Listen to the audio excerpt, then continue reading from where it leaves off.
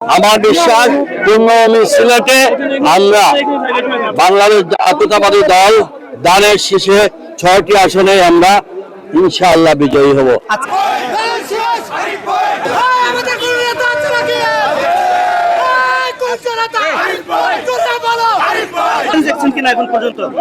Challenge তো জাতীয় আন্দোলন আপনারা বুঝতেছেন, বিগত কয়েকদিন আগেও ঘটনাগুলো আছে, এগুলা ষড়যন্ত্র আছে। আমাদের চোখকান খাড়া রাখতে হবে, চোখকান খাড়া রাখতে হবে।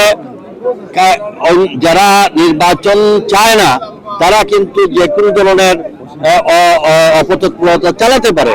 তো এই ব্যাপারে আমি অনুরোধ করব জনগণকে, জনগণ এদের উপর চোখ রাখার জন্য। জনগণ যদি চোখ রাখে, জনগণ যদি চোখ রাখে তাহলে ইনশাআল্লাহ ওই যারা নির্বাচন চায় না তারা ব্যর্থ হবে। প্রাথমিক প্রতিক্রিয়া আপনারা এই অবস্থা দেখেন, জনগণ স্বতঃস্ফূর্তভাবে আজকে দীর্ঘ 17 বছর পরে আজকে নির্বাচনী যে আবেগ, সেই আবহাওয়া যে সৃষ্টি হয়েছে, এটা আজকে আপনারা দেখেন জনগণের দীর্ঘদিনের 17 বছরের নির্বাচন থেকে বঞ্চিত ছিল, আজকে তা বহিঃপ্রকাশ করছে মানুষ।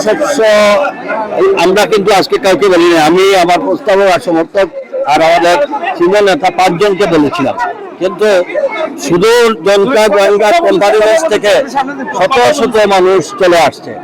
এটা তাদের আবেগ, এটা তাদের অনুভূতি। আমার তো মনে হয় এই পরিবেশ বজায় থাকলে ইনশাআল্লাহ আমরা সুন্দরভাবে সুস্থভাবে আমরা 12 তারিখ নির্বাচন।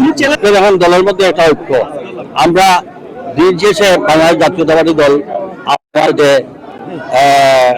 আমরা যারা বিএনপি করি, বিএনপি পরিবার এক এবং অভিনয়।